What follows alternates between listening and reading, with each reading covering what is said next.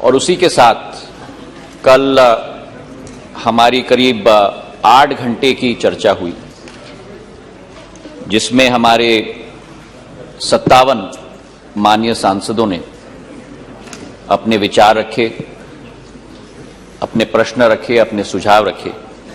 मैं तहे दिल से उनको भी धन्यवाद अर्पित करना चाहता हूं। मैं अपना सौभाग्य समझता हूं कि इतनी एक सकारात्मक चर्चा की भागीदारी में मैं कल उपस्थित था और इसी मंथन के आधार पर हम अपने नागर विमानन क्षेत्र को इस देश में आगे ले जाने में हम लोग सफल हो पाएंगे, ये मेरी मंशा है। नागर विमानन क्षेत्र, अध्यक्ष महोदय, आज एक नई धारणा और एक नई महत्वपूर्णता पूरे विश्व में रखता है। इस क्षेत्र से देशों को जोड़ा जाता है, इस क्षेत्र से लोगों को जोड़ा जाता है, इस क्षेत्र से दिलों को जोड़ा जाता है। और इसलिए ये वक्त की पुकार है, जो क्षेत्रीय संपर्क की आशा अभिलाषा देश की हर वासी की, ये आज वक्त की पुकार बन चुकी है। और भारत का एक बहुत लंबा और गौरवशाली इतिहास नागर विमानन क्षेत्र का रहा है। बहुत अरसे से हम लोग इस क्षेत्र में वर्ल्ड लीडर्स रहे। पहली एविएशन कंपनी की हम बात करें, पहले हमारे पायलट्स की हम बात करें, पहले हमारे एंटरप्रेन्योर्स की हम बात करें, और खास करके जैसे महुआ जी ने कल कहा कि महिलाओं का भी एक बहुत महत्वपूर्ण योगदान, और यह अतिशयोक्ति नहीं होगी अगर मैं कहूं कि योगदान नहीं, लेकिन महिलाओं का एक नेतृत्व इस क्षेत्र में सदैव रहा है, सदियों से। अध्यक्ष महोदय, वर्तमान में भी मुझे खुशी हो रही है सदन को सूचित करते हुए कि जहां विश्व भर में हर देश में केवल 5% पायलट्स महिलाएं हैं, वो केवल भारतवर्ष है जहां हमारे देश के पायलट्स में से 15% हमारी महिला पायलट। ये महिला सशक्तिकरण का एक बेहतरीन उदाहरण है, महिला नेतृत्व का एक बेहतरीन उदाहरण है। नागर विमानन क्षेत्र के परिदृश्य में आज पिछले 20-25 सालों में बहुत परिवर्तन हुआ है। अध्यक्ष महोदय, पुराने जमाने में 2 सदियों पूर्व यह देखा जाता था कि जहां बड़े बड़े शहर हैं वहीं मांग उठती थी कि हमें एयरपोर्ट चाहिए, हमें कनेक्टिविटी चाहिए, हमें संपर्क चाहिए। लेकिन आज वो पैराडाइम, वो विचारधारा, वो सोच बिल्कुल परिवर्तित हो गई है।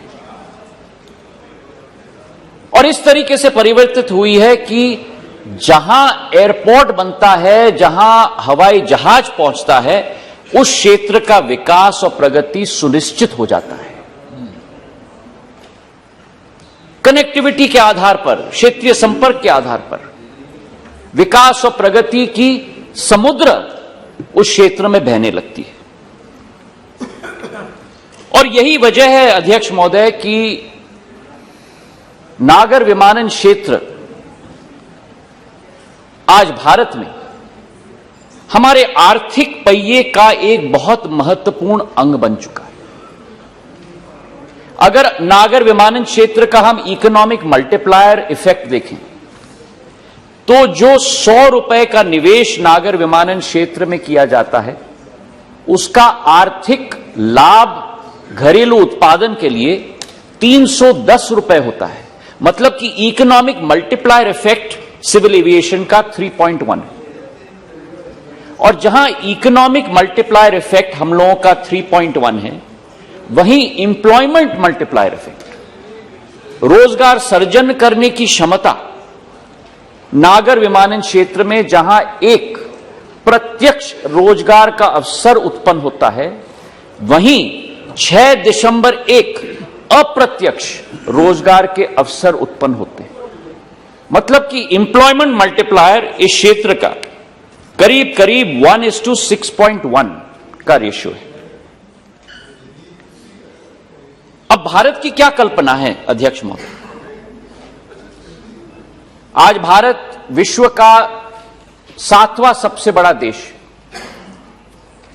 आबादी की क्षमता में हम देखें तो 135 करोड़ की हमारी आबादी है।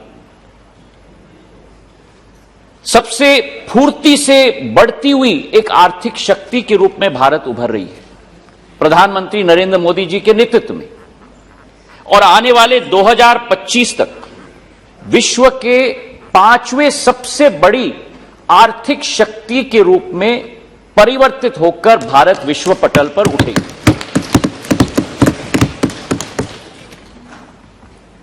अब इस परिदृश्य में जैसे कई हमारे सांसदों ने कल कहा, India is the 3rd largest domestic aviation market in the world today. और कोविड आने के पहले सबसे तेज रफ्तार से यह क्षेत्र बढ़ रहा था, और इसके पीछे 5 कारण। एक, आर्थिक रूप से तेज रफ्तार से बढ़ता हुआ देश, क्षेत्रीय संपर्क में तेजी से बढ़ोतरी, तीसरा intense competition, super normal profits नहीं। टेलीकॉम की तरह एक जमाना था 1993 में जब ये डब्बे हमारे पास नहीं होते थे, 1 लाख रुपए का डब्बा आता था और 16 रुपए प्रति मिनट उसका दाम होता था। आज डब्बा 5,000 रुपए में आता है और वॉइस तो पूरी तरह से निःशुल्क हो चुका है। और यही परिवर्तन धीरे धीरे नागर विमानन क्षेत्र में भी आया है, इंटेंस कंपटीशन के आधार पर। तो जो अर्थशास्त्र में कहा जाता है low volume high margin market के बजाय हाई वॉल्यूम लो मार्जिन के मार्केट के रूप में परिवर्तित यह क्षेत्र भी हो चुका है।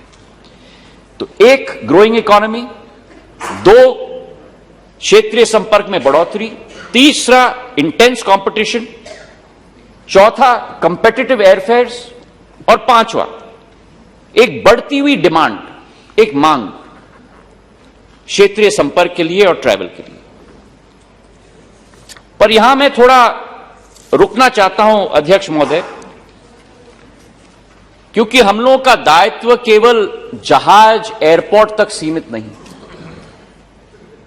और मैं धन्यवाद अर्पित करना चाहता हूं मेरे सभी साथियों को, मेरे बुजुर्गों को। प्रधानमंत्री जी के नेतृत्व में जब जब देश में संकट का समय आया है, प्रवासी भारतीयों को, देश के वासियों को विश्व के किसी भी कोने पे ऑपरेशन लगाकर हमारे देशवासियों को सुरक्षित वापस लाने का काम प्रधानमंत्री जी के नेतृत्व में किया गया।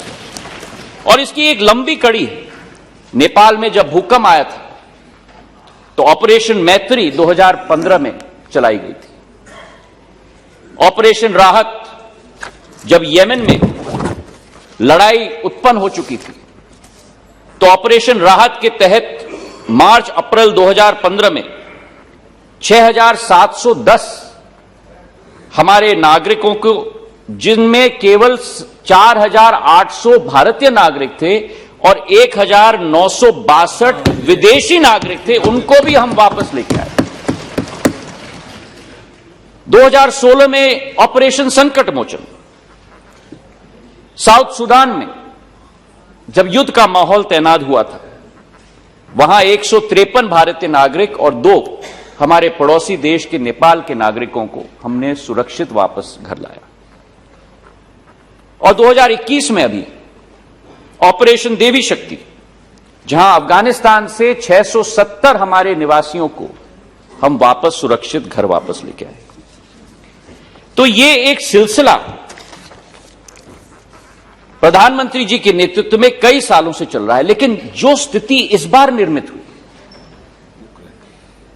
यूक्रेन के अंदर, युद्ध का माहौल, 22-23 हजार हमारे बच्चे वहां फंसे हुए, गोली बारूद का वातावरण, यह अतिशयोक्ति नहीं होगी अगर इस सदन के पटल में मैं कहूं कि केवल हमारे प्रधानमंत्री जी के नेतृत्व की क्षमता के आधार पर और संकल्प के आधार पर उन्हें हम वापस सुरक्षित लेके आ पाए। और यह मैं समझाना चाहता हूं, क्योंकि यह केवल एक देश का विषय नहीं था। जो संदर्भ मैंने आपको पहले दिए वो एक देश के संदर्भ में थे। हमारे प्लेन्स, हमारे विमान, हमारा एयरफोर्स यूक्रेन नहीं जा पा रहा था क्योंकि एक युद्ध का वातावरण था। तो आसपास के 5 पड़ोसी देशों के साथ संपर्क साझा प्रधानमंत्री ji, Moldova, Romania, Slovakia, Poland, Hungary, 5 देशों के मुखियाओं के साथ, प्रधानमंत्री, राष्ट्रपतियों के साथ संपर्क साझा, उनकी सहायता मांगी। यूक्रेन और रूस के राष्ट्रपतियों के साथ संपर्क साझा युद्ध के वातावरण में कि एक कॉरिडोर बनाओ ताकि मेरे बच्चों को हम लोग सफलतापूर्वक सुरक्षित वापस लेके आए। और यही कारण है अध्यक्ष महोदय कि पहली बार इतिहास में देश की 90 विमान, 90 फ्लाइट्स, एक देश नहीं 4 देशों तक पहुंचाए गए। 90 फ्लाइट्स पहुंचाए गए 5-5 एयरपोर्ट्स पे, और 22,000 हमारे बच्चों को हम लोग सुरक्षित वापस लेके आए। और इस विषय पर मैं धन्यवाद अर्पित करना चाहता हूं हमारे भारतीय वायुसेना को भी। 4 C-17 ग्लोब मास्टर्स, 14 सॉर्टीज लगाई, और उसी के साथ इंडिगो के 35 फ्लाइट्स, एयर इंडिया के 14 फ्लाइट्स, गो फर्स्ट के 6 फ्लाइट्स, एयर एशिया के 3 फ्लाइट्स, एयर इंडिया एक्सप्रेस के 9 फ्लाइट्स, स्पाइस जेट के 9 फ्लाइट्स। हर विमान कंपनी ने दिल खोलकर कहा कि राष्ट्र की आपत्ति है, हम आके आपकी सहायता करेंगे। और इस संकट के वातावरण में अध्यक्ष महोदय, केवल भारतीय नागरिक नहीं, नेपाल के नागरिकों को, बांग्लादेश के नागरिकों को, अफ्रीका के कई नागरिकों को हम लोग सुरक्षित वापस लेके आए। और इस चित्र के पीछे कई ऐसे अनजान चेहरे हैं और इस सदन के समक्ष में प्रस्तुत करना चाहता हूं। हमारे राजदूत, हमारे मिशंस और कई ऐसे हमारे सरकारी कर्मचारी जिनको पासपोर्ट ऑफिस से लेकर इन देशों में भेजा गया मदद करने के लिए, और रात दिन सरहद पर खड़े रहे एक एक बस को कंपनी करने के लिए ताकि हमारे बच्चों को हम लोग सुरक्षित वापस लेके आए। आसान वातावरण नहीं था। तो आज इस सभा और इस सदन से मैं धन्यवाद अर्पित करना चाहता हूं हमारे एयरलाइंस को, हमारे पायलट्स को, हमारे क्रू को, हमारे राजदूत के मिशन के लोगों को, हमारे प्रवासी भारतीयों को, जिन्होंने उन देश में एक एक प्रवासी भारतीय ने वहां आकर कहा कि आप जो चाहो हम करेंगे, हम खाना बनाएंगे, हम बस आपके लिए अरेंज करेंगे, जो भी संभव हो पाए। और यही भारत की शक्ति है अध्यक्ष महोदय। किसी और देश ने ऐसा कैंपेन शायद मेरे इतिहास में तो 20 साल के जनसेवा के इतिहास में कभी नहीं देखा मैंने जो भारत ने। और जब हम वहां थे तो दूसरे देश के नागरिक हमसे पूछ रहे थे कि ये कैसे संभव हो पाया। तो एक जनसेवा और एक विचारधारा सेवा की इस क्षेत्र के साथ भी जुड़ी है अध्यक्ष महोदय। यह संकट का विषय है अध्यक्ष महोदय कि यह क्षेत्र हर कई साल एक कठिनाई की स्थिति से गुजरता है। अंग्रेजी में कहावत है ब्लैक स्वान इवेंट।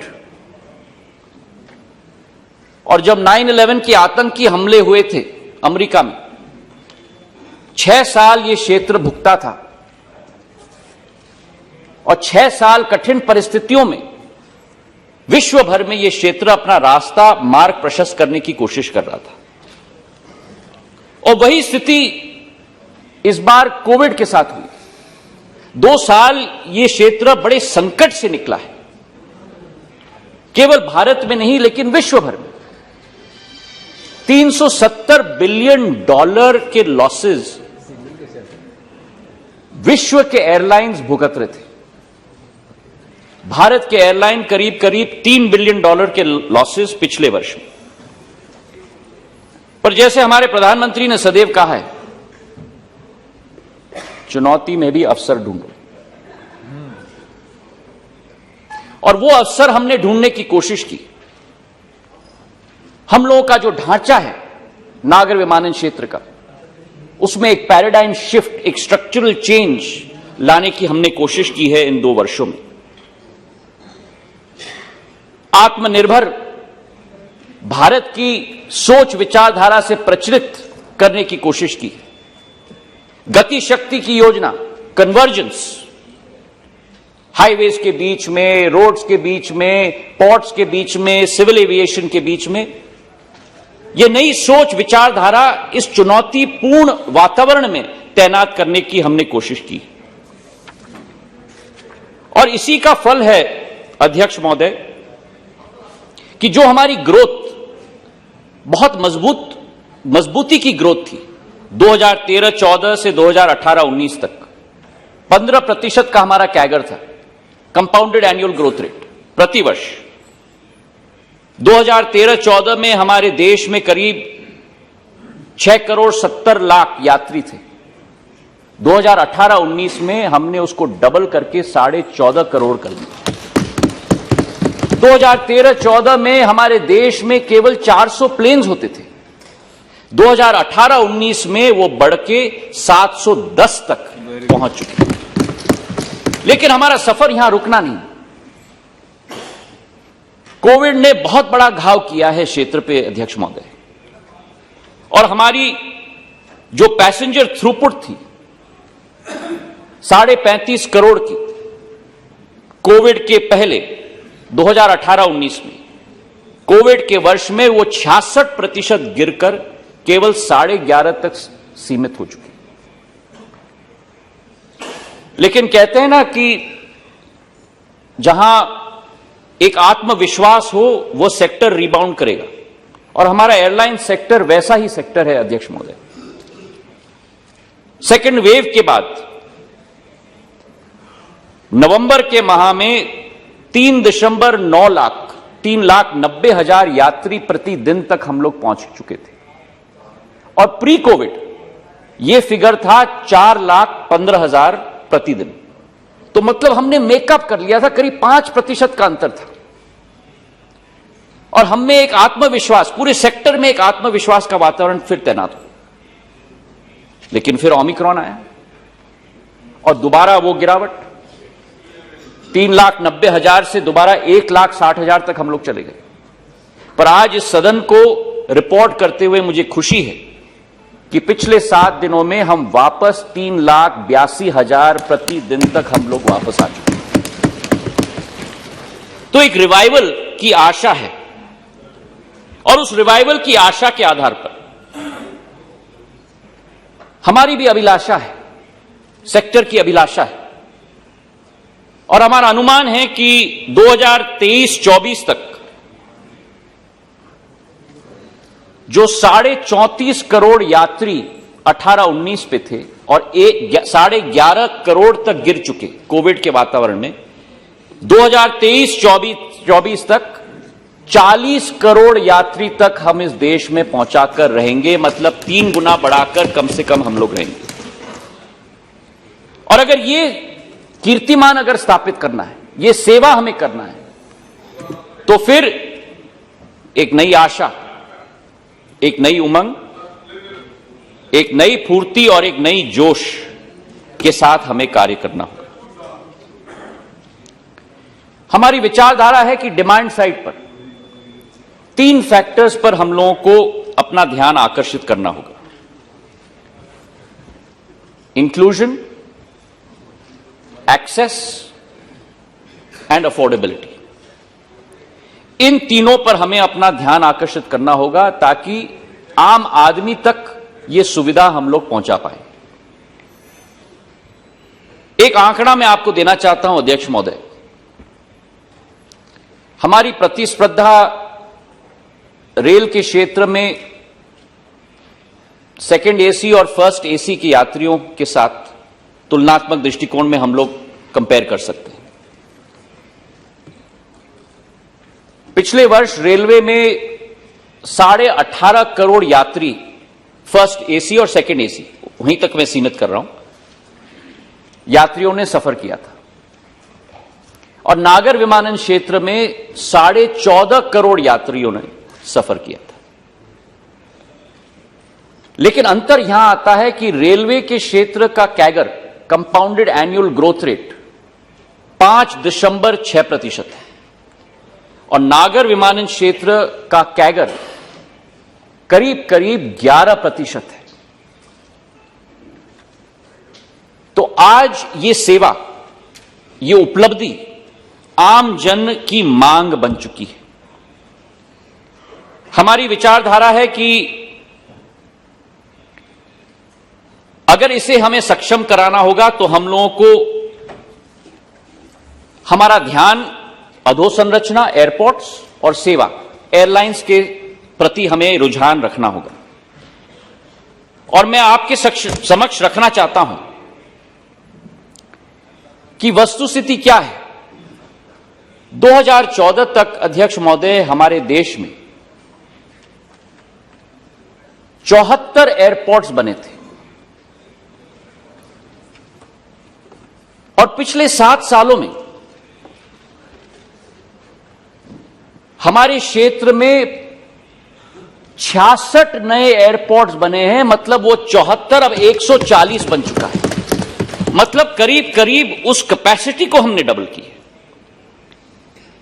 और उसी के साथ हमारा ये संकल्प है कि ये जो 140 का आंकड़ा आज है, 2025 तक इस आंकड़े को हम 220 तक ले जाकर आपके समक्ष रखेंगे। ये हम आपको विश्वास दिलाते हैं। एयरपोर्ट्स के क्षेत्र में वस्तुस्थिति सदन के समक्ष में रखना चाहता हूं कुछ राज्यों की। उदाहरण के तौर पर उत्तराखंड में 2014 के पहले एक ही विमानतल था, एक ही एयरपोर्ट। आज एयरपोर्ट्स और हेलीपोर्ट्स मिलाकर उत्तराखंड में 9 एयरपोर्ट्स और हेलीपोर्ट्स 7 साल के अंदर। महाराष्ट्र 2014 के पहले महाराष्ट्र में 4 विमानतल थे। आज उसी महाराष्ट्र में 14 विमानतल है अध्यक्ष। उत्तर पूर्वी राज्य बहुत महत्वपूर्ण है हमारे लिए स्ट्रेटेजिक रूप से, क्षेत्रीय संपर्क के रूप से।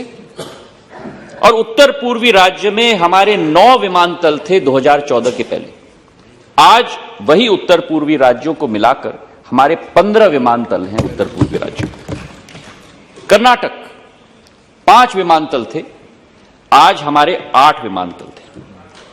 राजस्थान, क्योंकि बहुत सारे हमारे राजस्थान के सांसदों ने भी कल बहुत सुझाव दिए, हमारे 3 विमानतल थे 2014 के पहले, आज हमारे 7 विमानतल हैं अध्यक्ष महोदय। उत्तर प्रदेश, हमारे 6 विमानतल थे उत्तर प्रदेश में 2014 के पहले। आज उत्तर प्रदेश में 13 विमानतल स्थापित हो चुके हैं, जिसमें से 5 अंतर्राष्ट्रीय विमानतल स्थापित हुए। पिछले 1 साल में अध्यक्ष महोदय, पूरे आंकड़े में आपको बिहार में पटना भीता का मामला है, पिछले एक बनाना है। मैं आपके साथ 100% नहीं 300% सहमत हूं और अंतर्राष्ट्रीय स्तर का हमें बनाना है बिहार में। मैं उससे कम के लिए तैयार नहीं हूं। जहां भी आप बनाएंगे आप तय करिए जहां बनाना है, पर हम अंतर्राष्ट्रीय स्तर का बनाएंगे। पिछले एक वर्ष में अध्यक्ष महोदय ले चले नदी के किनारे 3 नए एयरपोर्ट्स हमने देश में ऑपरेशनलाइज किया है। कुरनूल एयरपोर्ट, सिंधुदुर्ग एयरपोर्ट, कोंकण का एक बहुत महत्वपूर्ण भाग है। मेरे भी पूर्वज महाराष्ट्र से आते थे। शिवाजी महाराज के क्षेत्र का एक अभिन्न अंग है। कुशीनगर का एयरपोर्ट, बौद्ध सर्किट, और ये कुशीनगर का एयरपोर्ट उत्तर प्रदेश का एयरपोर्ट नहीं रहेगा, ये भारत का एयरपोर्ट नहीं रहेगा, ये विश्व भर का एयरपोर्ट बनेगा, क्योंकि बुद्ध सर्किट के सारे श्रद्धालु कुशीनगर में आएंगे। और हमने कहा था कि कनेक्टिविटी, संपर्क भी कुशीनगर से हम लोग दिलवाएंगे। एक फ्लाइट शुरू हो गई है और जल्द से जल्द दूसरी फ्लाइट भी हम लोग कुशीनगर की शुरुआत करेंगे। इसी के साथ ब्राउनफील्ड प्रोजेक्ट्स भी कई हमारे सांसदों ने, बिट्टू जी ने भी उठाया था, ब्राउनफील्ड ग्रीनफील्ड। ब्राउनफील्ड प्रोजेक्ट्स भी मतलब जो स्थानीय एयरपोर्ट्स हैं उनका विस्तारीकरण। देहरादून का नया टर्मिनल बिल्डिंग 325 करोड़ का तैयार हो चुका है, और अगरतला में एक नया टर्मिनल बिल्डिंग त्रिपुरा में 450 करोड़ रुपए का तैयार हो चुका है। और इसके पहले नए एयरपोर्ट्स हमारे दुर्गापुर, शिरडी, पाक्योंग, कन्नूर और कलबुर्गी के तैयार हो चुके थे।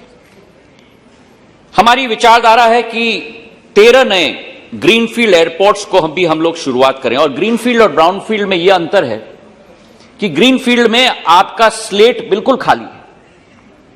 जमीन अगर उपलब्ध हो तो जितने रनवेज हमें बनाना है, किस तरीके का टर्मिनल बनाना है, पर उसमें कई बार बहुत समय लग जाता है, क्योंकि जमीन अधिग्रहण करने में समय लग जाता है। ब्राउनफील्ड के क्षेत्र में यथावत जल्दी एयरपोर्ट बन जाएगा, लेकिन कई बार वो सीमित रह जाता है क्योंकि जमीन सीमित रहता है। तो हमारी स्ट्रैटेजी देश में होनी होगी दोनों पक्षों में, ब्राउनफील्ड भी और ग्रीनफील्ड भी, और यही हम लोगों की स्ट्रैटेजी आने वाले दिनों में होंगी। ग्रीनफील्ड में मोपा गोवा में एयरपोर्ट बन रहा है, 3000 करोड़ का, इस वर्ष तैयार हो जाएगा। नवी मुंबई का एक महत्वाकांक्षी एयरपोर्ट 20,000 करोड़ का, बीजापुर में, कर्नाटक में, हसन में, शिमोगा में, धोलेरा गुजरात में, भोगापुरम, हिरासर, नोएडा इंटरनेशनल एयरपोर्ट जेवर, जो एक बहुत महत्वाकांक्षी योजना है। पहले चरण में 12 मिलियन पैसेंजर्स की क्षमता होगी और आखिरी चरण तक 70 मिलियन पैसेंजर्स, मतलब जो आज दिल्ली की क्षमता है वो जेवर में तैयार हो जाएगी आने वाले वर्षों में। और उत्तर भारत का नहीं, लेकिन विश्व का अंतर्राष्ट्रीय एयरपोर्ट 5 रनवेज के साथ वहां स्थापित होगा। अध्यक्ष महोदय, होलोंगी पूरा अरुणाचल प्रदेश में 650 करोड़ का इसी वर्ष हम लोग तैयार करके जनता को हम लोग समर्पित करेंगे। कई मुद्दे अध्यक्ष महोदय यहां कल उठे थे, मैं आपको बताऊंगा। मध्य प्रदेश के तो रहने ही वाले हैं ना। आप मध्य प्रदेश मेरे ऊपर आप छोड़ दो। कई मुद्दे यहां उठे थे अध्यक्ष महोदय कि विनिवेश किया जा रहा है एयरपोर्ट्स का।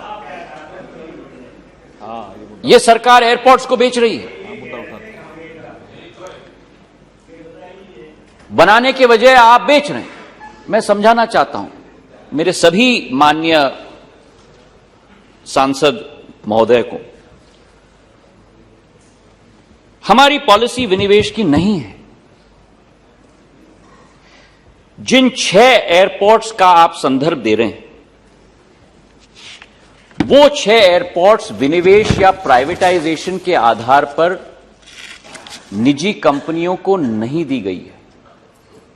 वो एयरपोर्ट्स केवल एक लीज स्ट्रक्चर के आधार पर 50 साल के लिए दी गई है। मुझे अगर आप 5 मैं you are my senior, give me 5 minutes, give me 5 minutes, 5 minute मुझे दे दीजिए। Thank you. विनिवेश और लीजिंग में अंतर क्या है? यस, 4 अंतर है अध्यक्ष महोदय। पहला अंतर यह है कि विनिवेश में आप अपने संसाधन को बेच देते हो वो वापस कभी नहीं आएगा। लीजिंग स्ट्रक्चर में जैसे आप अपने घर को लीज करते हो, आप अपने ऑफिस स्पेस को लीज करते हो, किराए पे आप कुछ वर्षों के लिए दे रहे हो। Point number 1। पॉइंट नंबर 2 वो भी मैं आपको बताऊंगा। वो भी बताएंगे। पॉइंट नंबर 2, विनिवेश में केवल आपको एक रूप में राशि मिलती है कि जो आपका स्थायी संसाधन है उसका दाम क्या है हम आपको देंगे, उसके बाद tata bye bye. Leasing structure में आपको अपने स्थायी संसाधन के लिए राशि भी मिलती है और उसके साथ हर वर्ष आपको किराए पर पर्सन भी दिया जाएगा सरकार को। तीसरा अंतर अध्यक्ष महोदय, विनिवेश में build operate and own model चलाया जाता है और लीजिंग स्ट्रक्चर में build operate own and transfer back का मॉडल चलता है, वापस भी आएगा। और चौथा अंतर अध्यक्ष महोदय कि प्राइवेटाइजेशन में वो स्थायी साधन आप भारत सरकार को कभी वापस नहीं आएगा। लीजिंग स्ट्रक्चर में 50 साल के बाद वो एयरपोर्ट जो भी इंप्रूवमेंट्स प्राइवेट पार्टी उस पर करेगी वो निःशुल्क वापस भारत सरकार की बौपत्ती वापस बन जाएगी। अब प्रश्न उठाए गए थे कि नहीं ठीक है, जरूरत क्या थी ये करने की। ये भी मैं आपको आपके समक्ष में तथ्य रखना चाहता हूं। वर्तमान एयरपोर्ट्स अथॉरिटी के अंतर्गत अगर इस प्रॉफिटेबिलिटी का हम लोग अंदाज लगाते अगले 2 साल तक, तो हर वर्ष एयरपोर्ट्स अथॉरिटी ऑफ इंडिया की कमाई इन 6 एयरपोर्ट से करीब करीब 550 करोड़ होती प्रति वर्ष। और जो हमने लीज आउट किया है इन एयरपोर्ट्स को, जिस रेट्स पे लीज आउट किया है, उसके आधार पर प्रतिवर्ष एयरपोर्ट्स अथॉरिटी ऑफ इंडिया को 904 करोड़ रुपए प्रतिवर्ष मिलेंगे। फिर क्या है, फिर क्यों मतलब अतिरिक्त 354 करोड़ प्रतिवर्ष, मतलब 64% ज्यादा। और इसके अतिरिक्त जो मैंने निवेदन किया था आपसे कि आज इन 6 एयरपोर्ट्स के लिए भारत सरकार को और एयरपोर्ट्स अथॉरिटी ऑफ इंडिया को 2300 करोड़ रुपए जो राशि लगाई गई थी, उस 2300 करोड़ रुपए के बजाय आज भारत सरकार को 2322 करोड़ रुपए भारत सरकार के बैंक अकाउंट में ऑलरेडी पहुंच चुका है। हाँ वही बता दीजिए। इसी के साथ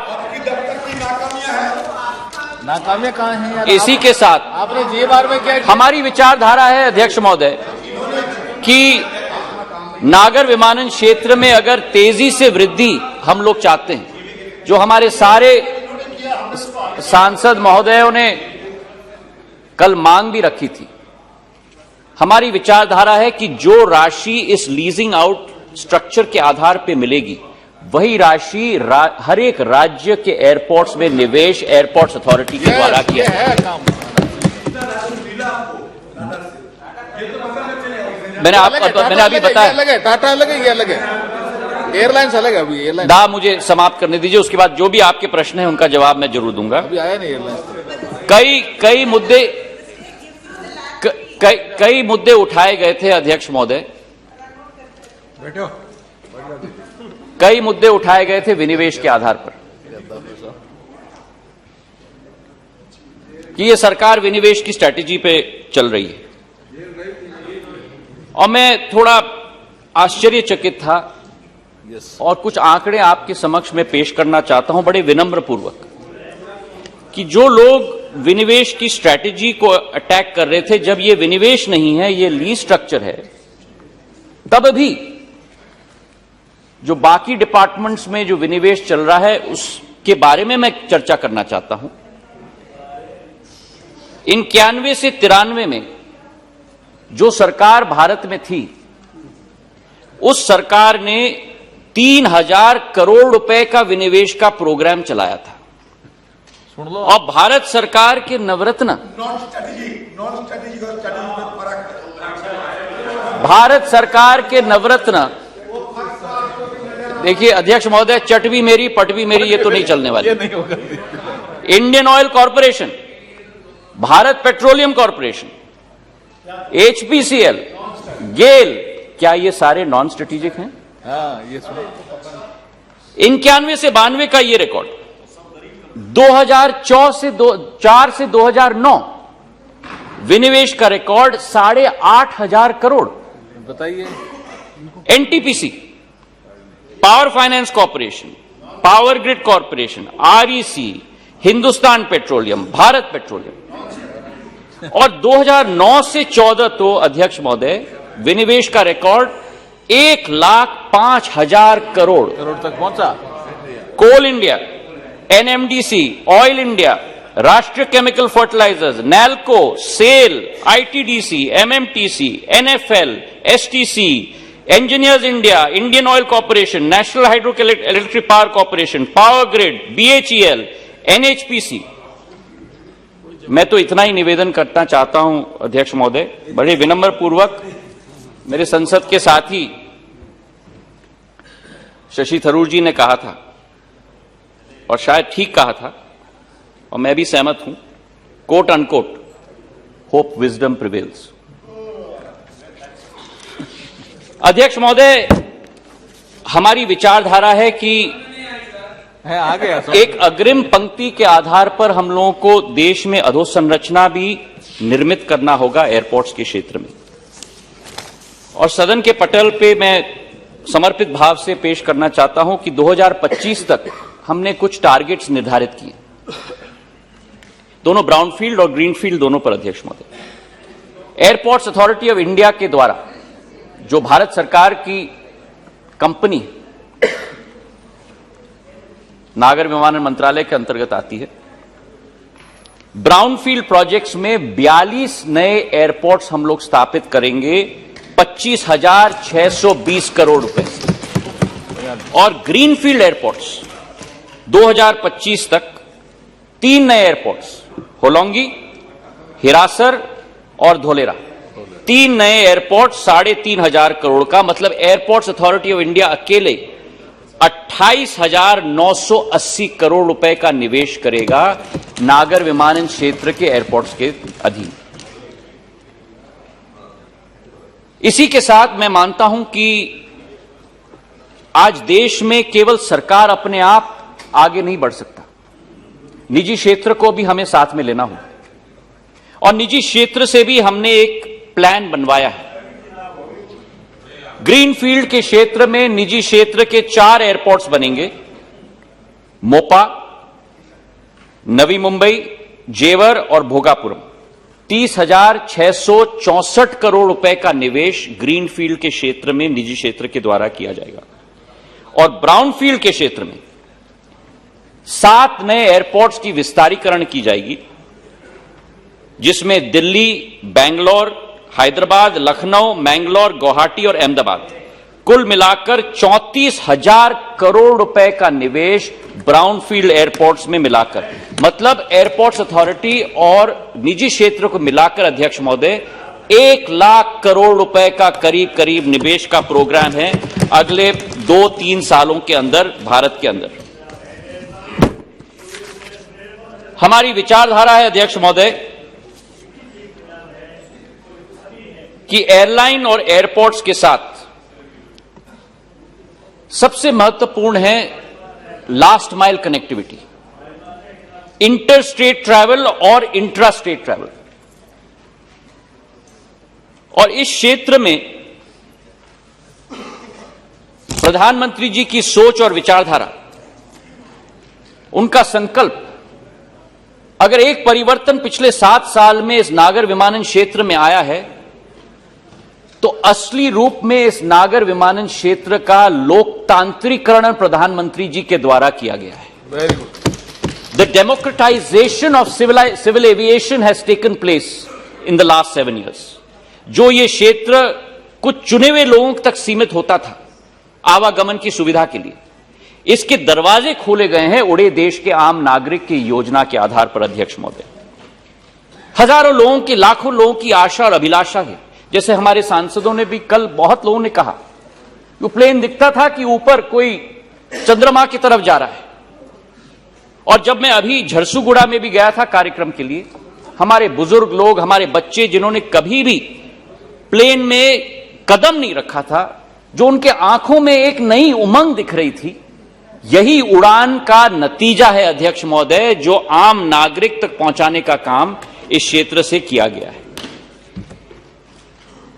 हमने पिछले 4-5 सालों में 409 रूट्स को प्रचलित किए हैं, 66 नए एयरपोर्ट्स को ऑपरेशनलाइज किया है, जिसमें 8 हेलीपोर्ट्स हैं और 2 वाटरड्रोम्स हैं, और 1,70,000 फ्लाइट्स उड़ान के जरिए पिछले 5 साल में इस देश में संभव हो पाए हैं। करीब करीब 91 लाख लोग उड़ान के आधार पर एक नई आशा और उमंग से अपना जीवन आगे ज्ञापन कर रहे हैं। और जो ग्रोथ भी है अध्यक्ष महोदय, नॉन मेट्रो एयरपोर्ट्स में उड़ान से 5% ग्रोथ संभव हो पाया है, और 11 नए एयरलाइंस केवल उड़ान के आधार पर, जिसमें 3 स्टार्टअप्स हैं, वो उड़ान के आधार पर संभव हो पाए। हमारी योजना में 4,500 करोड़ का निवेश की विचारधारा है 124 एयरपोर्ट्स में, जिसमें करीब करीब 2,500 करोड़ रुपए खर्च हो चुके हैं। और हमारा टारगेट है कि 2024 तक 100 नए एयरपोर्ट्स को हम लोग उड़ान योजना के तहत स्थापित करेंगे, जिसमें से 66 आज स्थापित हो चुके हैं। कल बजट के चर्चा में उड़ान योजना पर मेरे कई सहभागियों ने, मेरे सांसदों ने बजट के आवंटन पर बहुत सारे प्रश्न किए। मैं आपके समक्ष आंकड़े रखना चाहता हूं अध्यक्ष महोदय। 2020-21 की बी में बजट का आवंटन उड़ान योजना के लिए 485 करोड़ था, जिससे बजट एस्टिमेट 21-22 में 600 करोड़ तक बढ़ाया गया। इस 600 करोड़ में बहुत बड़ा भाग है अधोसंरचना के लिए, निवेश के लिए 470 करोड़ रुपए निवेश का भाग है। और जब हमने वित्त मंत्रालय को दिखाया कि हमारी क्षमता ज्यादा है खर्च करने के लिए, तो रिवाइज एस्टिमेट में वो 600 करोड़ को बढ़ाकर उन्होंने 994 करोड़ किया, मतलब 66% वृद्धि की। अब कल आपत्ति लगी थी कि केवल 600 करोड़ का इस साल का आवंटन किया गया, पर मैं आपसे हाथ जोड़ के निवेदन करना चाहता हूं कि यह केवल बजट एस्टिमेट है। मैं आपको विश्वास दिलाता हूं कि हमारी खर्च करने की क्षमता के आधार पर वित्त मंत्रालय ने हमें आश्वासन दिया है कि कोई भी फंड्स की कमी नहीं रखी जाएगी, जितना भी खर्च होगा वो उड़ान योजना के लिए दिया जाएगा। उड़ान योजना के साथ जुड़ी हुई कई मार्मिक कहानियां हैं अध्यक्ष महोदय। 1-2 का विवरण मैं करना चाहता हूं।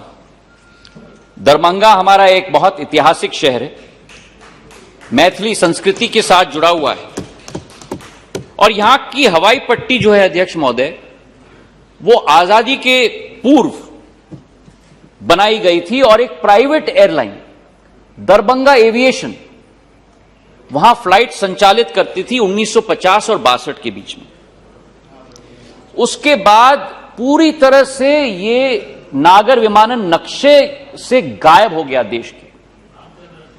ये केवल प्रधानमंत्री जी का संकल्प था कि 9 नवंबर 2020 को पहला प्लेन दिल्ली से दरभंगा में लैंड हुआ, और आज वही दरभंगा बिहार के उत्तर भाग के 14 जिलों को जोड़ता है, और दिल्ली, मुंबई, बेंगलोर और हैदराबाद और कोलकाता के साथ आज दरभंगा जुड़ चुका है। 9 महीने में अप्रैल से दिसंबर तक, फरवरी तक 9-10 महीनों में अध्यक्ष महोदय, जब कोविड का प्रकोप था, इस दरभंगा से 6.25 लाख लोगों ने सफल यात्रा कायम की। ये क्षमता है उड़ान की। जो लोग आलोचना कर रहे थे उड़ान की, कोविड के वातावरण में भी बहुत मेहनत मशक्कत के आधार पर लोगों के आशाओं और अभिलाषाओं पर उतरने की हमने कोशिश की। यही कहानी झरसुगुड़ा की है, उड़ीसा की। द्वितीय विश्व युद्ध का एयर स्ट्रिप था अध्यक्ष महोदय, और झरसुगुड़ा छत्तीसगढ़ के बाउंड्री पर है। भुवनेश्वर से अध्यक्ष महोदय 350 किलोमीटर दूर है, 7 घंटे लगते हैं उसी राज्य में भुवनेश्वर से झरसुगुड़ा पहुंचने के लिए। मार्च 2019 में वीर सुरेंद्र साय एयरपोर्ट, और जब मैं झरसुगुड़ा गया था मैंने निवेदन किया था, वहां के लोग कह रहे थे मुझे आपका स्वागत है वीएसएस एयरपोर्ट में। मैंने हाथ जोड़ के निवेदन किया कि वीएसएस एयरपोर्ट मत कहिए, ये हमारे स्वतंत्र संग्रामी के नाम पर रखा गया है, वीर सुरेंद्र साय एयरपोर्ट से प्रचलित होना चाहिए ये नाम।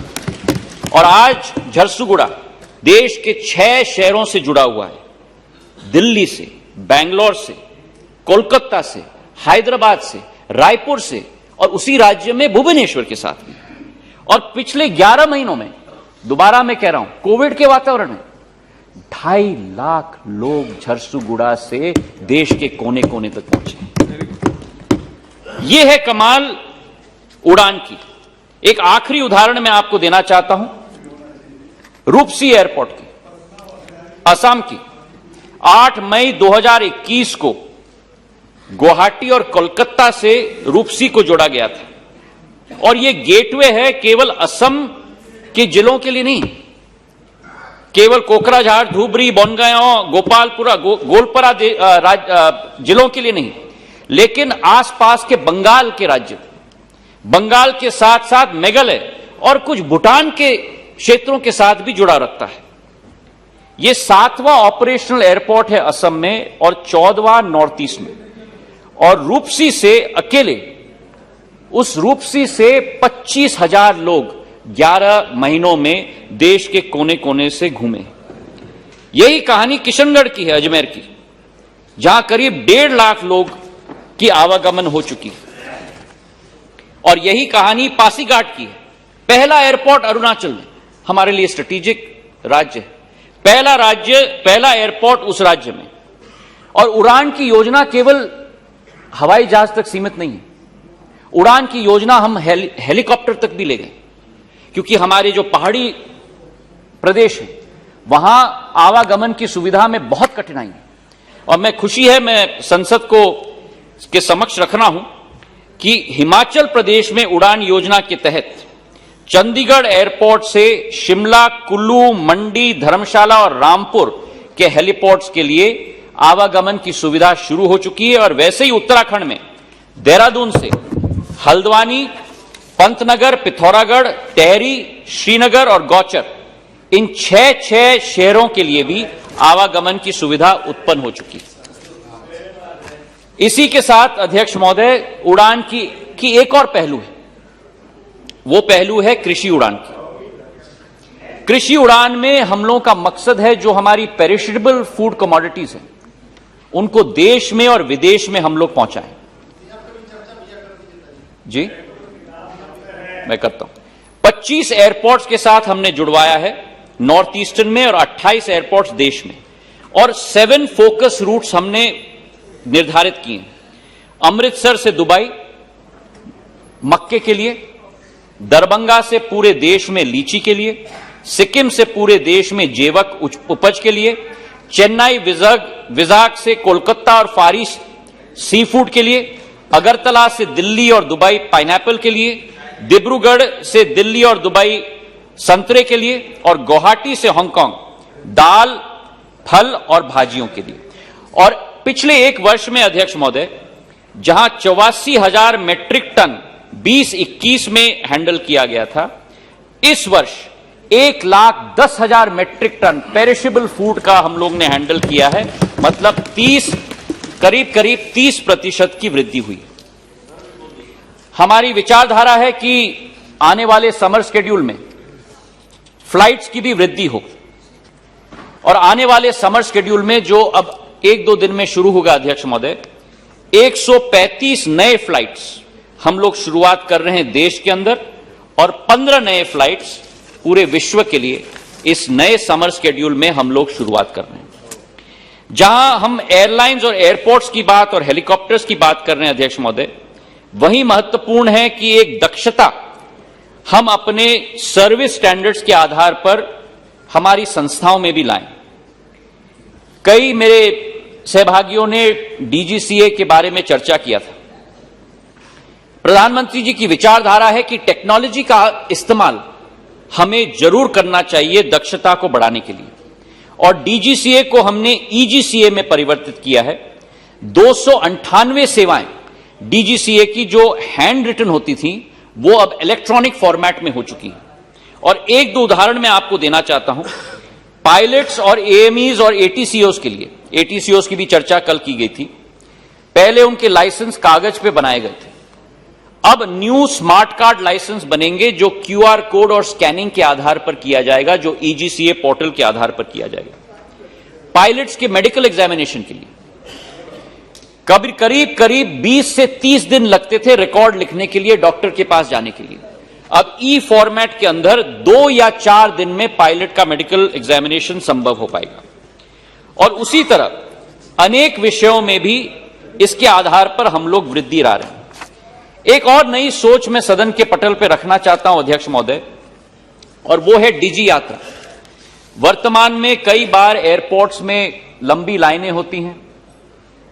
पहले सीआरपीएफ बाहर चेक करता है, फिर अंदर बैगेज काउंटर पे चेक करता है, फिर सिक्योरिटी स्क्रीनिंग होती है। तो हमने एक नई योजना निकाली है डिजी यात्रा, जहां फोन डब्बे के आधार पर आपका आधार कार्ड और आपके चेहरे के साथ मैचिंग किया जाएगा, और वो बोर्डिंग पास के साथ सिंक्रोनाइज सीमलेसली किया जाएगा बायोमेट्रिक्स के आधार पे, और आपका विमानतल पर आपका अनुभव एक सीमलेस अनुभव होगा। खाली काउंटर्स लगाए जाएंगे, आप टिकट को स्कैन करेंगे और काउंटर्स खुल के आपको आवागमन के लिए सुविधा दी जाएगी। हम लोग ने 7 एयरपोर्ट्स निर्धारित किए हैं इसके पहले फेज में, और एक एक करके हम करेंगे। एयरपोर्ट्स अथॉरिटी ऑफ इंडिया के अंतर्गत पुणे, कोलकाता, विजयवाड़ा और वाराणसी, और निजी एयरपोर्ट्स के अंतर्गत दिल्ली का एयरपोर्ट, बेंगलोर का एयरपोर्ट और हैदराबाद का एयरपोर्ट। ये कई देशों में संचालित किया गया है, चाहे दुबई हो, एटलांटा हो, टोक्यो हो, लंदन हो, सिंगापुर हो, एम्स्टरडैम हो, और इसकी कई वृद्धि करीब 30 से 40% वेट टाइम में कमी पाई गई है, जिससे सहूलियत हमारे यात्रियों को मिली है। कल अध्यक्ष महोदय हमारे नागर विमानन क्षेत्र की वित्तीय संकट के बारे में बहुत चर्चा की गई, और यह जरूर सत्य है कि कठिन परिस्थितियों से यह क्षेत्र जुड़ा है। हमारे कई सांसदों ने बहुत सारे सुझाव भी दिए, और मैं आपको स्पष्ट रूप से कहना चाहता हूं कि जिस दिन से मैंने इस विभाग का प्रभार संभाला, प्रधानमंत्री जी के आशीर्वाद के आधार पर, मेरी विचारधारा यही थी कि जो पेन पॉइंट्स इस क्षेत्र का है, उस पेन पॉइंट्स को हमें रिजॉल्व करना है। और मैं मानता हूं कि अगर विचार विमर्श के आधार पर यह होगा तो ज्यादा एक रिच डायलॉग होगा, और उसी के आधार पर एक युद्ध स्तर पर जो प्रदेशों के द्वारा वैट मुहैया किया जाता है एयर टर्बाइन फ्यूल पर, कई राज्यों में 1 से 5% तक सीमित है। और जुलाई पिछले वर्ष जिस दिन मैंने प्रभार संभाला, हमारे देश के 36 राज्य और यूनियन टेरिटरीज के बीच में 12 राज्य थे जो एक आधुनिक दूर दृष्टिकोण की विचारधारा रखते थे, जिन्होंने अपना वैट 1 से 5% तक सीमित कर दिया था। पर 24 राज्य थे जहां वैट एटीएफ पर 20 से 30% तक होता है। अब आप समझिए कि जिस इंडस्ट्री की cost structure air turbine fuel 40% होती है, उस पर अगर 20 से 30% का भार हो तो वो इंडस्ट्री किस तरीके से सरवाइव कर पाएगी।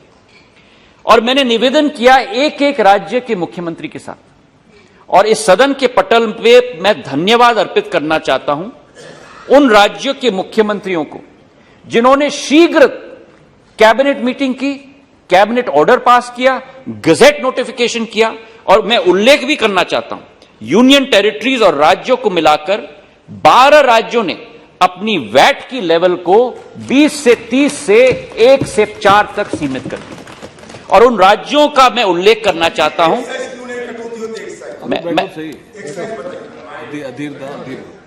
अध्यक्ष महोदय, कई अनुभवों में यही विचारधारा होती है कि अच्छा भी है तो विरोध करो और बुरा भी है तो विरोध करो, और हम तैयार हैं उसे छाती पे लेने के लिए।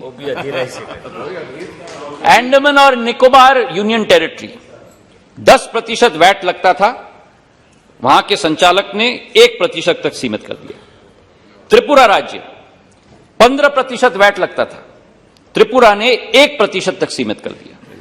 हरियाणा 20% वैट लगता था, 1% तक सीमित किया। उत्तर प्रदेश 21% वैट लगता था, आज 1%। लद्दाख 26% वैट लगता था अध्यक्ष महोदय, आज 1%।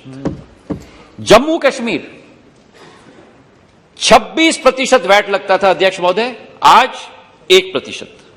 उत्तराखंड 20% वैट लगता था, आज 2%। हिमाचल प्रदेश 25% वैट लगता था, आज 2%। मध्य प्रदेश 25% वैट लगता था, आज 4%। गुजरात 30% वैट लगता था अध्यक्ष महोदय, आज 4%।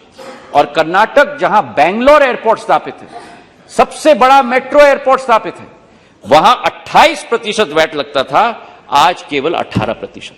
इन 12 राज्यों के मुख्यमंत्री और संचालकों को तहे दिल से मैं धन्यवाद अर्पित करना चाहता हूं अध्यक्ष महोदय। और इसका लाभ भी मैं समझा दूं, क्योंकि कोई भी कदम अगर कोई उठाए तो उसका लाभ भी मिलना चाहिए।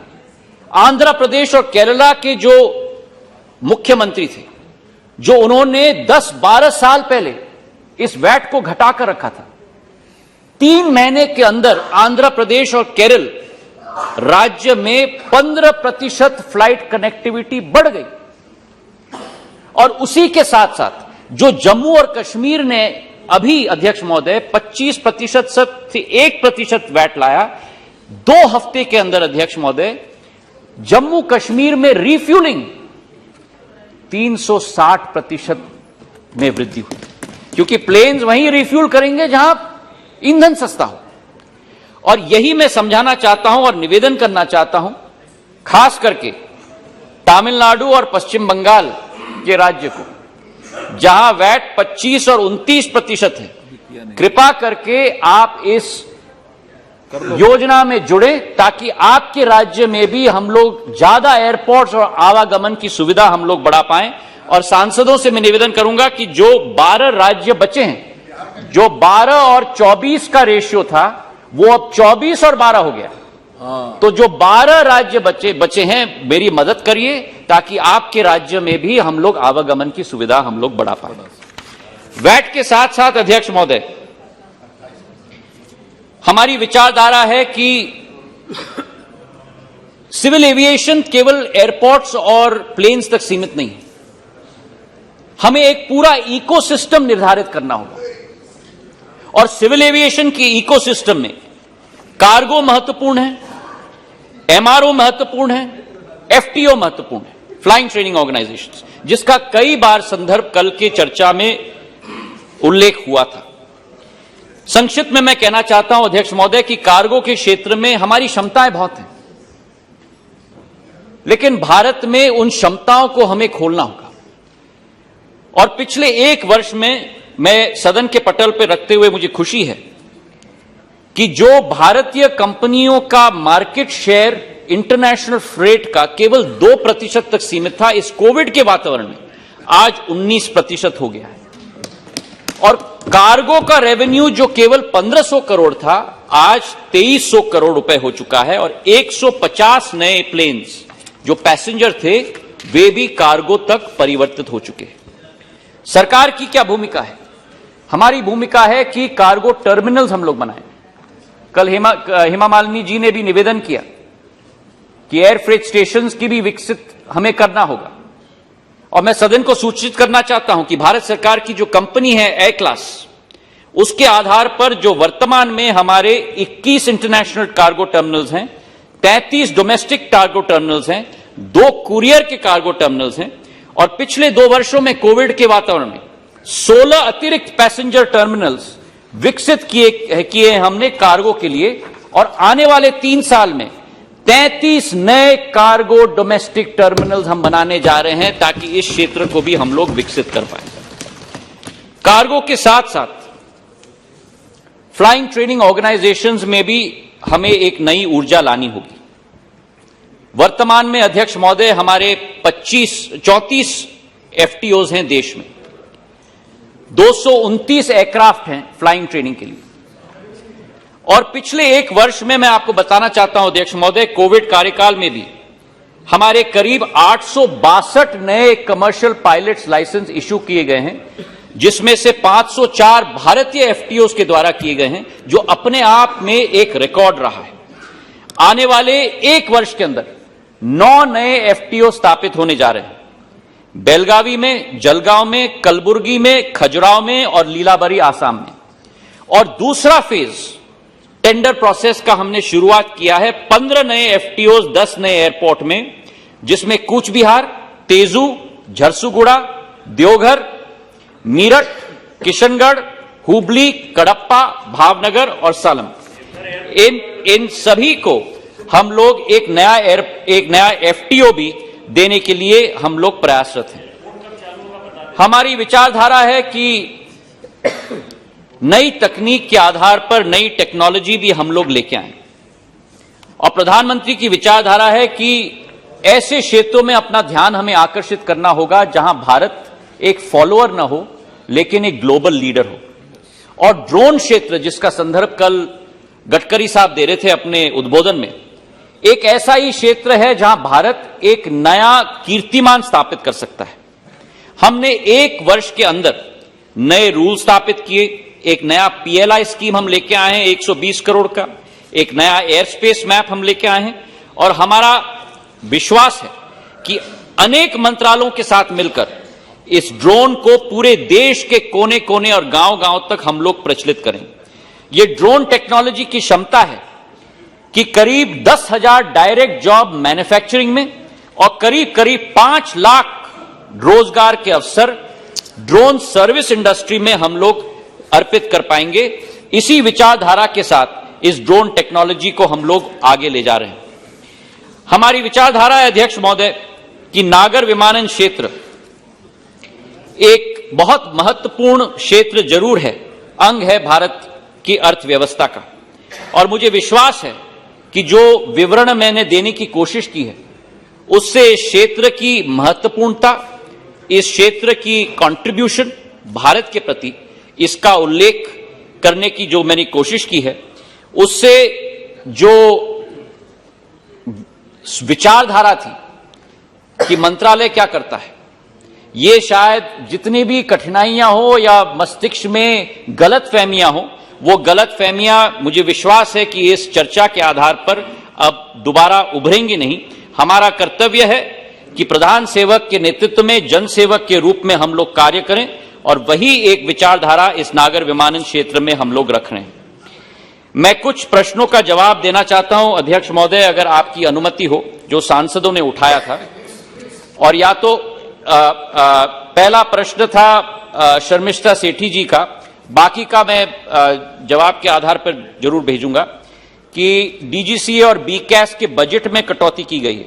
मैं उनको निवेदन करना चाहता हूं कि बजट एस्टिमेट के आधार पर रेवेन्यू के हेड पर डीजीसीए का 16% वृद्धि इस साल के बजट में किया गया है, 180 करोड़ से 208 करोड़, और बीकैस का 44 करोड़ से करीब 70 करोड़ 55% बढ़ोतरी की गई है।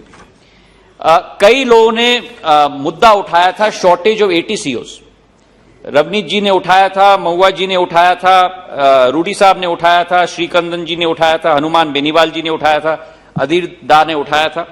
और मैं निवेदन करना चाहता हूं कि जो वृद्धि हुई है इस क्षेत्र में, 67 नए एयरपोर्ट्स बने हैं पिछले साल, उसके आधार पर जो सैंक्शन पोस्ट हैं 3,871, वर्तमान में 3,163 पोस्ट भरे हुए हैं, 708 पोस्ट खाली हैं। सदन के पटल पे मैं विश्वास दिलाना चाहता हूं कि 350 पोस्ट करीब करीब अगले 6 से 10 महीनों के अंदर भरे जाएंगे और इसी के साथ साथ जो 361 पोस्ट हैं वो अगले 3 महीने के अंदर भरे जाएंगे।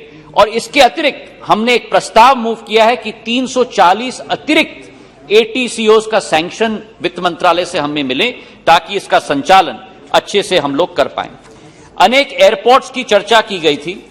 बिट्टू साहब ने कहा था कि और अमर सिंह जी ने कि हलवारा एयरपोर्ट जल्द से जल्द शुरू होना चाहिए। ये एक जॉइंट वेंचर है एयरपोर्ट्स अथॉरिटी ऑफ इंडिया और पंजाब सरकार के बीच में 51-49, और मैं आपको विश्वास दिलाता हूं कि मार्च 2023 तक ये एयरपोर्ट तैयार होकर आपको समर्पित और जनता को समर्पित किया जाएगा। इसी के साथ बिट्टू जी ने कहा था कि एक विमानतल पर लोकल संस्कृति कला का एक प्रस्तुतिकरण होना चाहिए। यही हमने अगरतला, देहरादून और कुशीनगर के एयरपोर्ट में दिखाया है। हम नहीं चाहते कि हमारे एयरपोर्ट्स विदेश के एयरपोर्ट्स के साथ बने। भारत के एयरपोर्ट्स हैं तो भारतीय संस्कृति, भारतीय पद्धति, भारतीय इतिहास का संचालन, क्षेत्रीय इतिहास का संचालन वहां होना चाहिए, और यह नियम मैंने बना दिया था पहले ही दिन पे, अध्यक्ष महोदय। इसी के साथ महुआ जी ने बगडोगरा और श्रीनगर एयरपोर्ट का विस्तारीकरण की प्रश्न उठाया था। बगडोगरा एयरपोर्ट में स्टेट गवर्नमेंट ने अभी जमीन AI को दी है। हम जल्द से जल्द इसकी कार्य शुरुआत हम लोग करेंगे। और श्रीनगर के लिए नया टर्मिनल बिल्डिंग बन रहा है 1000 करोड़ रुपए का, इसका DPR भी पास हो चुका है और जल्द से जल्द कार्य शुरू होगा। इसके साथ आपने ले एयरपोर्ट की भी बात की थी। कैपेसिटी एक्सपेंशन चल रहा है और अगस्त 2023 तक यह समर्पित हो जाएगा क्षेत्र की जनता को। संतोष कुमार जी ने उठाया था पूर्णिया एयरपोर्ट के बारे में।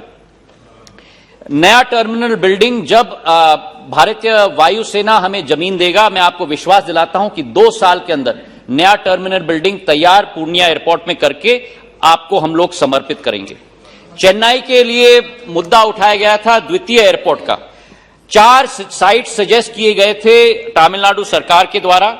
2 साइट्स हमने स्वीकृत किए हैं। वो स्वीकृति का पत्र भी हमने आपके सरकार को भेजा है।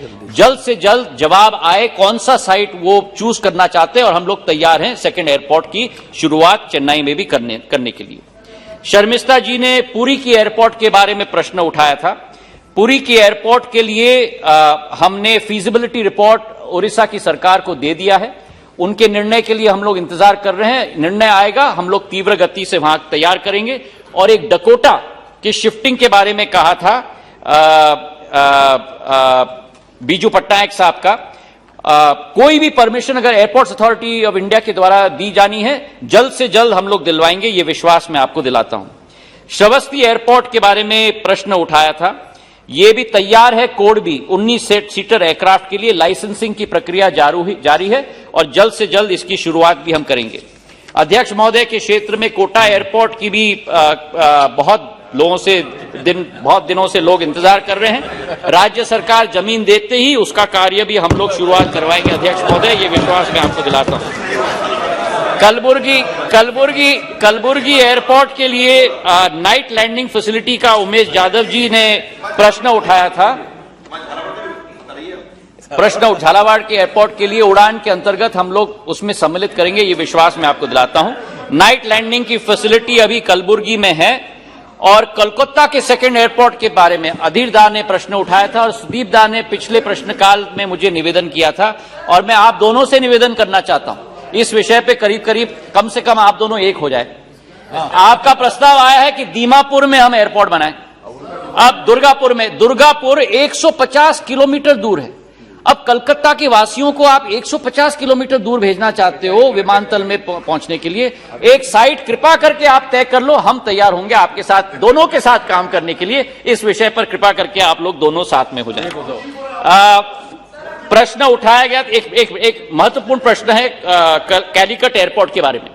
कैलीकट एयरपोर्ट में आप लोग सबको मालूम है कि बहुत ही एक दुर्भाग्यपूर्ण घटना हुई थी। वहां एक एक्सीडेंट हुआ था जहां बहुत सारे लोगों की जान गई।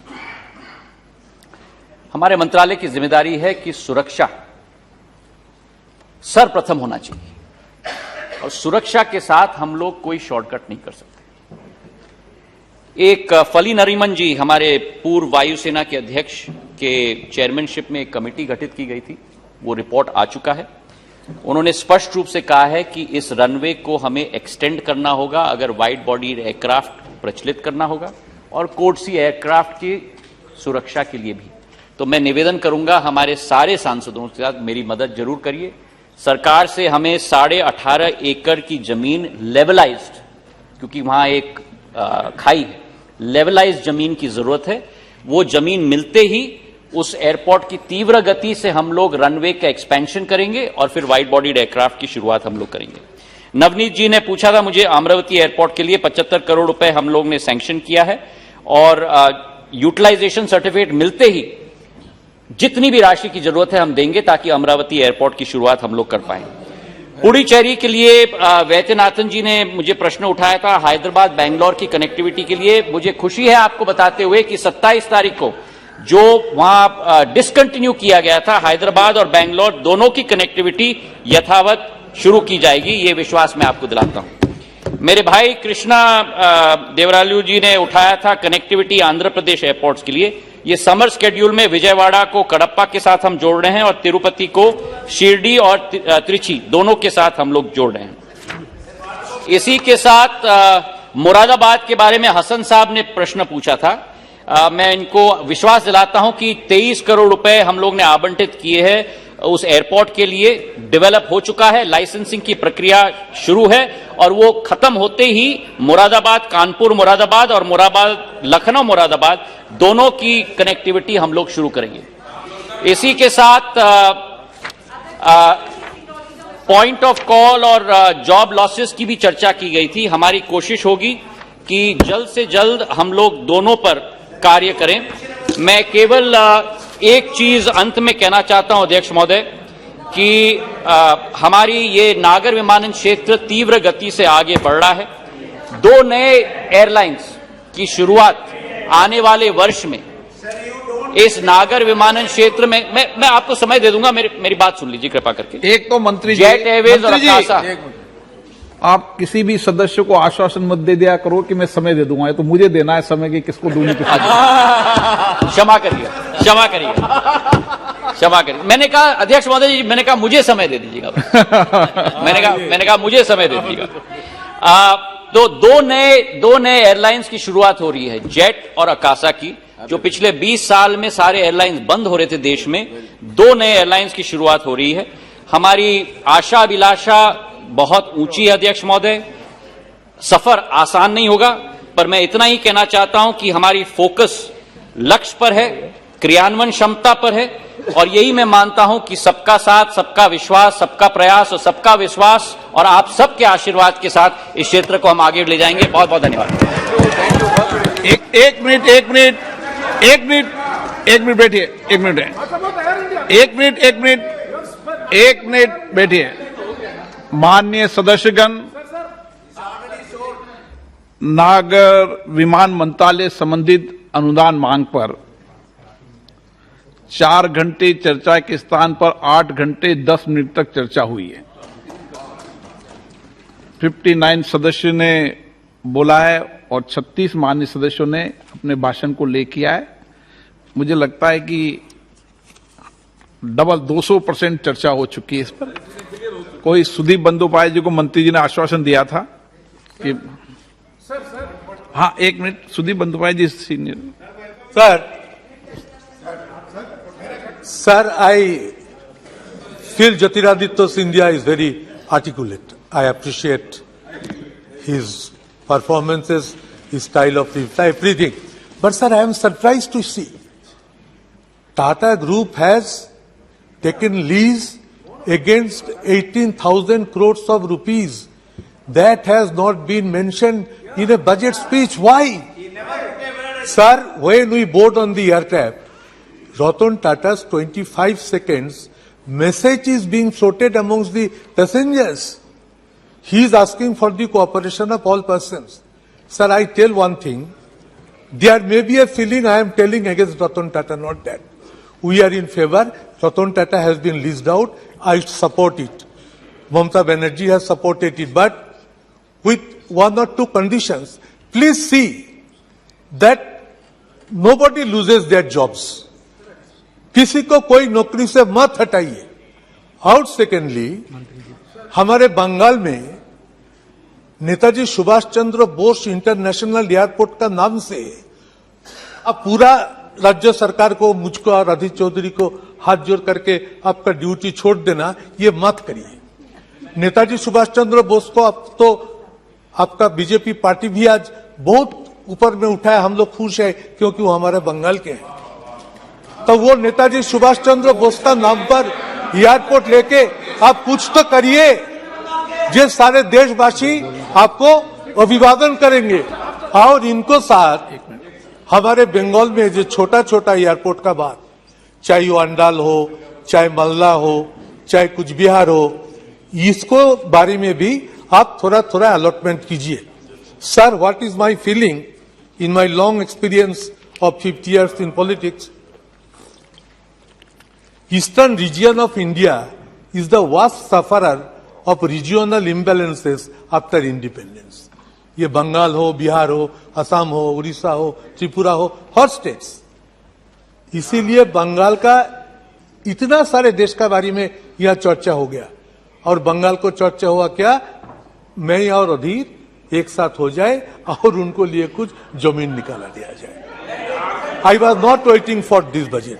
And I want to hear from Jyotiraditya that how much and what was the settlement and how Ratan Tata agreed to take the airways lease, and for which how much money this government had to pay to give their dues. After clearances of dues, more than 91,000 crores of rupees. After that only Ratan Tata agreed to take it up. I appreciate Ratan Tata's attitude. Let him carry the airway in a bigger way. We have our support. But let government must not hide the truth. In a long 90-minute speech, this is my request to Jyotiraj. Thank you very much, Speaker, sir. दोबारा चर्चा नहीं होगी. Sir, the demands for grants, it is being discussed here after privatizing Air India. I fully appreciate the articulation of Jyotiraj Scindia, our learned friend. I do appreciate. But the focal point to be discussed and responded was regarding the privatization of Air India. Nothing is mentioned. It is quite unfortunate. Sir, I have raised so many issues regarding the Air India employees. Because the employees who are entitled to have the service up to 58 years, after 1 year Tata takeover, they have to retire. So what is the fate of this Air India retired employees? As far as the medical benefit scheme, sir, they are entitled to have the medical benefit scheme even after the retirement. So whether this medical benefit scheme and all other welfare schemes will be available to the Air India employees, these are the pertinent questions which we have put. Unfortunately, nothing has been answered. So kindly respond to these questions also. Thank you. So yesterday I was raising the airfare in Middle East passengers. The peak season, airlines companies raising the fare in a big way. So common passenger could not afford, especially the Middle East. So Honorable Minister has not replied that. Sir, I thank the Minister. He's clarified that the airports are being only leased out and not disinvested. But I'd like to know, the state governments have given the land to the airport authorities for free. So when you're leasing it out, what happens to the state government's share? So I just want a clarification on that. माननीय मंत्री जी, ऐसा है कि एक विषय पर 8 घंटे चर्चा हुई है. आप कोई क्लियरिफिकेशन लेना है तो आप मंत्री जी से ले लेना बाद में. अध्यक्ष महोदय, हमारे सांसदों ने और हमारे वरिष्ठ सांसदों ने जरूर एक महत्वपूर्ण मुद्दा उठाया है और वो एयर इंडिया का मुद्दा है. जिसका भाषण ले हुआ सर, उसके बारे में आपने जवाब नहीं दिया. देगा ना, जवाब आएगा ना. मैं जो अभी मुद्दे उठे हैं उनका मैं जवाब देने की कोशिश कर रहा हूं. ये एक बहुत महत्वपूर्ण मुद्दा है जैसे सुदीप दा ने कहा और प्रेमचंद जी ने कहा, और इसे सदन के पटल पे भी मैं रखना चाहता था। मैं घड़ी देख रहा था कि लंबा समय चल रहा है, और लेकिन जरूर इस पर विस्तृत तरीके से मैं अपने पॉइंट्स को आपके समक्ष में रखना चाहता हूं। मैं समाप्त करूं। एयर इंडिया अध्यक्ष महोदय देश का नवरत्न था। निजी क्षेत्र से इसकी शुरुआत हुई, इसकी राष्ट्रीयकरण की गई, और राष्ट्रीयकरण करने के बाद कई साल इसे सफलतापूर्वक चलाया गया था। जो आज एयर इंडिया की स्थिति हुई है, जो सुदीप दा ने वर्णन किया और प्रेमचंद जी ने बड़े विस्तृत तरीके से अपने चर्चा में और कट मोशंस में चिंता भी जताई है, यह स्थिति उत्पन्न क्यों हुई है, यह हमें समझने की जरूरत है अध्यक्ष महोदय। अब मैं थोड़ा समय लूंगा अध्यक्ष महोदय। 2005-6 में जिस एयर इंडिया की कैपेबिलिटी केवल 14 करोड़ की मुनाफे की थी, उस एयर इंडिया के द्वारा 68 एयरक्राफ्ट बोइंग की खरीदवाने का मसौदा पे हस्ताक्षर किया गया, और 43 एयरक्राफ्ट एयरबस से। जिस कंपनी की क्षमता 15 करोड़ रुपए मुनाफे की हो, उस कंपनी के द्वारा एयर इंडिया और एयर इंडिया एक्सप्रेस के द्वारा 111 एयरक्राफ्ट खरीदे जा रहे हैं। क्या कारण हो सकता है, इस पर मैं विश्लेषण नहीं करना चाहता। कारण ध्यान है लोगों को, लेकिन ये आप समझिए कि 2005 के पहले 2005 के पहले 2005 के पहले, अब सुनने की क्षमता रखिए गौरव जी। हाँ, थोड़ा मैं 8 घंटे कल सुन रहा था, कृपा करके सुनने की क्षमता रखिए। 2005 के पहले जो, देखिए अध्यक्ष महोदय, जो एयर इंडिया 15 करोड़ की प्रॉफिट बनाती है और जो इंडियन एयरलाइंस 50 करोड़ की प्रॉफिट बनाती है, 55,000 करोड़ का डेट बर्डन लिया जाता है, 111 एयरक्राफ्ट खरीदी जाती हैं, और भाग एक और भाग कि उस 111 एयरक्राफ्ट में से 15-20 777-300ER जो जरूरत है उससे ज्यादा खरीदी जाती हैं, ये क्यों किया? और 5 एयरक्राफ्ट B300-200EK ये 13-14 में बेची जाती है। लो, ये और कर दिया। 111 एयरक्राफ्ट आप खरीदें 55,000 करोड़ का, जिस कंपनी का डेट टू इक्विटी रेशियो, और इंडस्ट्री में देखा जाता है कि लेवरेज एक सीमा से ज्यादा नहीं लिया जाता किसी कंपनी में, नहीं तो कंपनी डूबेगी। जिस कंपनी का लेवरेज ऑलरेडी 5:1 है, मतलब डेट 5 और इक्विटी 1, उसमें आप 55,000 करोड़ का आप ऋण लेते हो, और उसके बाद केवल ये नहीं, लेकिन दोनों कंपनीज का मर्जर करते हो। तो वही नहीं बोला। दोनों कंपनियों की कल्चर अलग, उनकी विचारधारा अलग, उनकी इंप्लॉइज की रिटेंशन प्रोग्राम अलग, उन दोनों कंपनीज को आप मर्ज करते हो, तो जो दो कंपनीज प्रॉफिट मेकिंग कंपनीज थी 2005 में, जिस साल मर्जर किया गया उस साल से 3,300 करोड़ का लॉस बनाने की शुरुआत की गई। समझ लो आप। और हर वर्ष 2007-8 से अध्यक्ष महोदय, अब देखिए अध्यक्ष महोदय, दाने मुझसे पूछा है तो मुझे जवाब देने का मौका दिया जाए,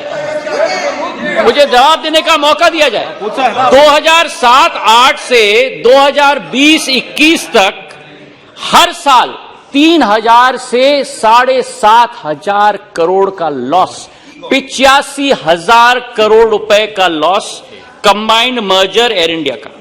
acquisition of 111 aircraft, return, sale of 5 B300 aircraft, 777 B300, 15 in excess, merger of two companies with totally two different cultures, two different visions, two different employment retention programs, and you result in 20 crore का loss प्रतिदिन, 7,500 का loss. अब इसके आगे सुनिए अध्यक्ष महोदय, अब अध्यक्ष महोदय,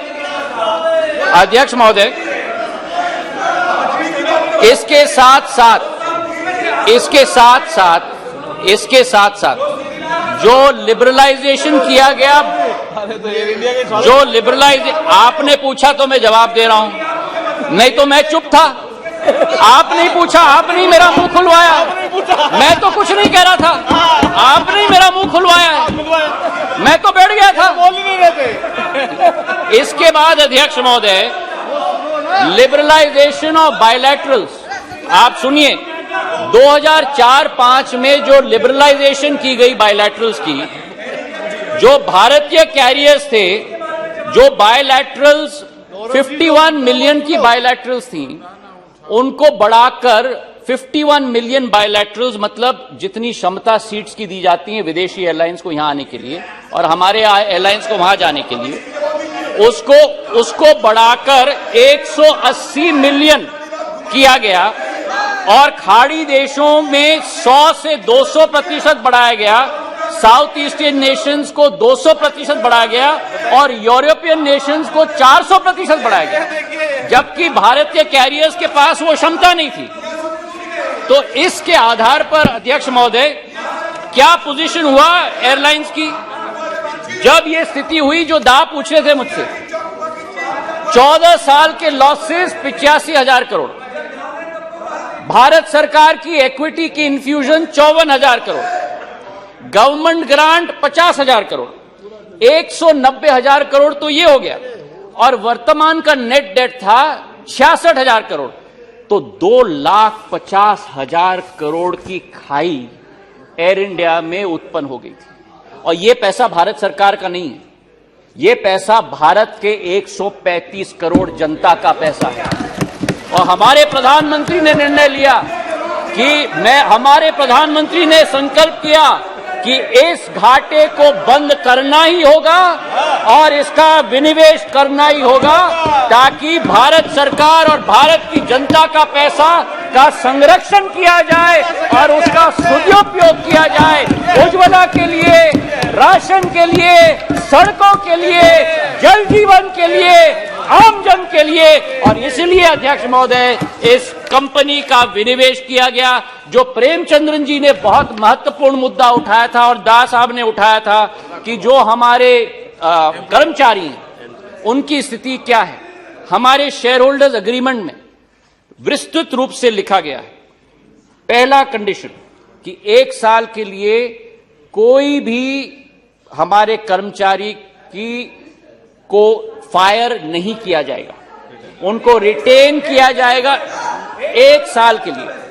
1 साल के बाद अगर किसी को रिटेंशन से हमें हटाना है तो केवल वीआरएस स्कीम के आधार पर किया जाएगा, उसके अलावा नहीं। जहां तक मेडिकल की बात प्रेमचंद्र जी ने कहा, मेडिकल फैसिलिटीज रिटायरिंग और रिटायर्ड एम्प्लॉयज की जो भारत सरकार का व्यय होता था वही सीजीएचएस और नेशनल हेल्थ अथॉरिटी के आधार पर किया जाएगा, ये हम लोगों का संकल्प है। और इसी के साथ हमारी विचारधारा है कि कर्मचारियों की सुरक्षा भी उत्पन्न हो, ताकि आने वाले समय में इस क्षेत्र को और इस एयरलाइन को भी दोबारा स्थापित किया जाए और भारत सरकार और भारत की जनता की पैसे और उनकी आमदनी की रक्षा किया जाए।